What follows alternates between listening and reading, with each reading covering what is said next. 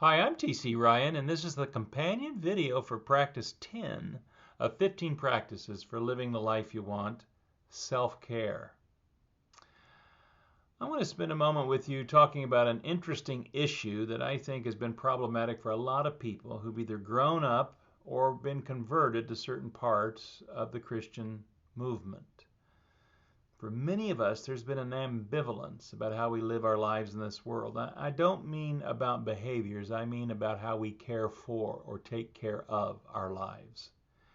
For some of us, it's even been an active disdain. Well, where do these ideas even come from? I think that they could be rooted if you grew up or if you were converted to a part of the Christian family that had a focused application of the gospel this way.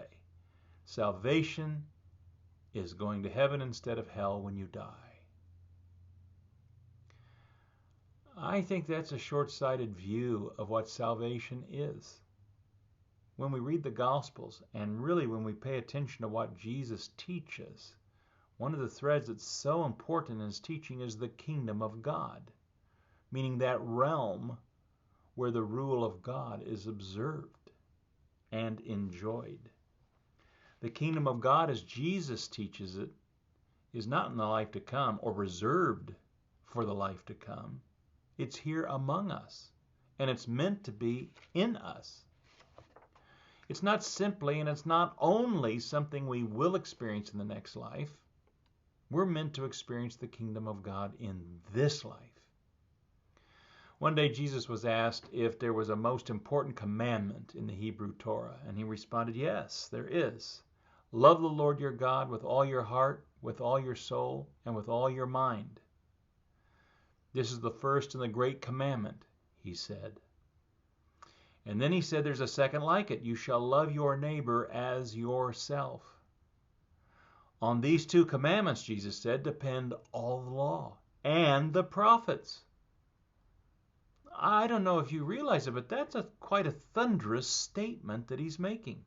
And I want all of us who think of ourselves as Christians or as spiritually oriented people to genuinely and honestly stop for a minute and think about what it is Jesus is saying here.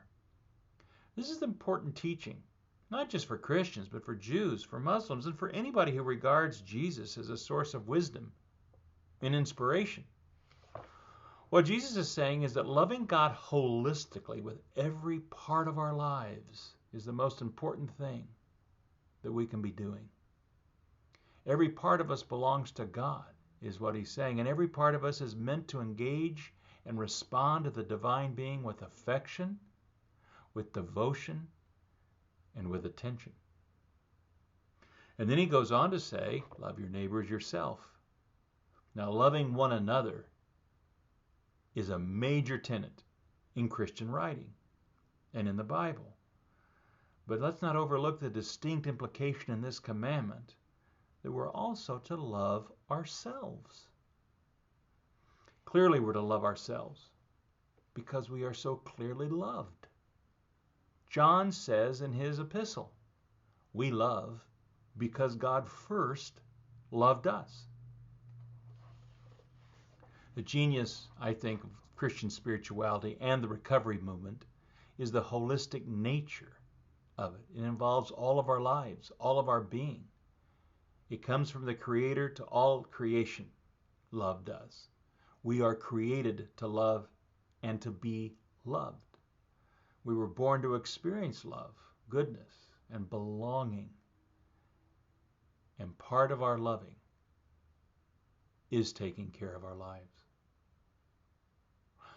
We'll do the work of practice 10, and I'll see you again in practice 11. I'm TC Ryan. Thanks for spending this time with me.